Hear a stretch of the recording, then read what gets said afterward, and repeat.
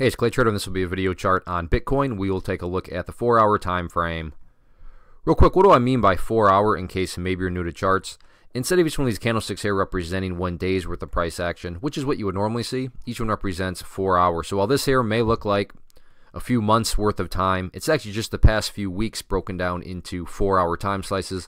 I like to this time frame, given the fact that the cryptocurrency markets are open 24 hours a day, 7 days a week. From a presentation standpoint, I want this chart to remain as relevant for as long as possible. So by using the 4-hour time frame, I can just talk more so about overall levels of support and resistance.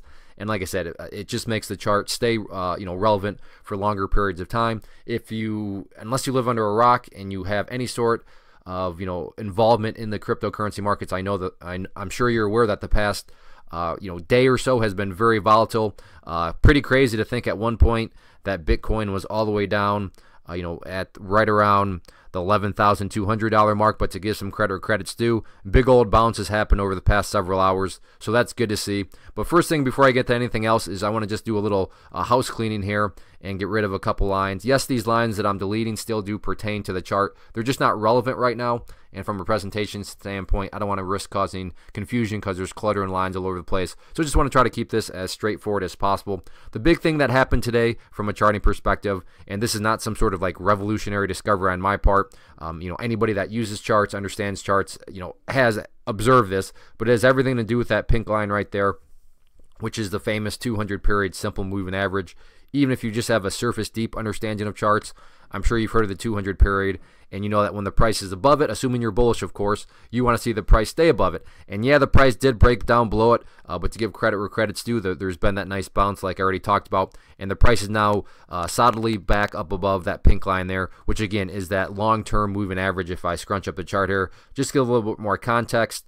I mean, the last time that 200 was tested was back here in basically mid-November, and it held strong there too. So far so good. It is holding strong, but in any sort of event where the price breaks down below it, and then worse yet, starts to separate to the downside of it, that would be a major sign that the bears are probably getting ready to take over. Not total control. I'm not saying it's headed down to 2,000 or anything, but yeah, I mean that's a sign that the bears are gaining momentum. The first sign that the bears were gaining momentum was breaking below that purple line right there, the 50 period. For those of you that have watched my videos in the past, you've heard me talk about that level time and time again.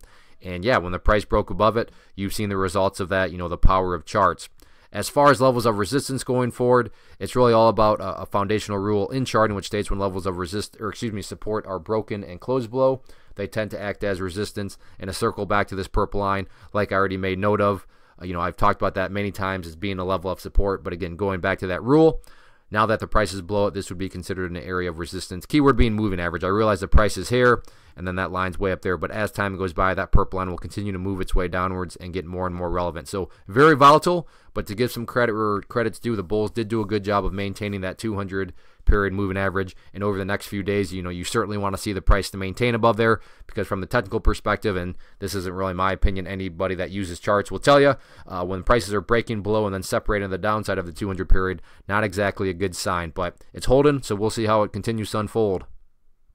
One of the biggest questions I get is, hey Clay, how do you find the stocks that you trade? So what I've done is put together a free resource guide where I talk about the tools that I use to locate stocks that I find interesting and think may have potential. So if that sounds like something that could add value to you as a trader, then click on the image that is up on the screen right now and I will email you the guide. The guide itself is very short and to the point, and best part, it's completely free.